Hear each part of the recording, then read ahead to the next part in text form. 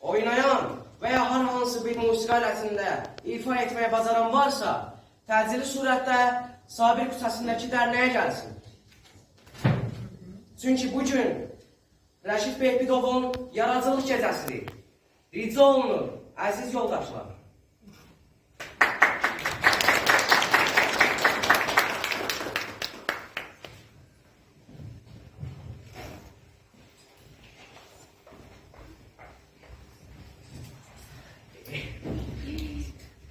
Yoldaşlar, size bildirmeliyim ki bugün derneğimize komisya gelir.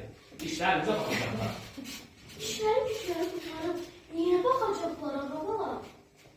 Niye bakacaklar yok? Neye bakacaklar? Ben başa düşe bilmirəm. Bu komisya bizim derneğimizden ne istəyir baba? Kəsin səsinizi.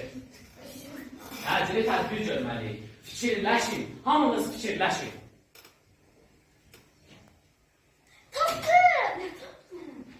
Bizim qonşumuz Qahlə müəllimənin? Yaxşı səsi var, oxuyub oynayacaq. Yox canım.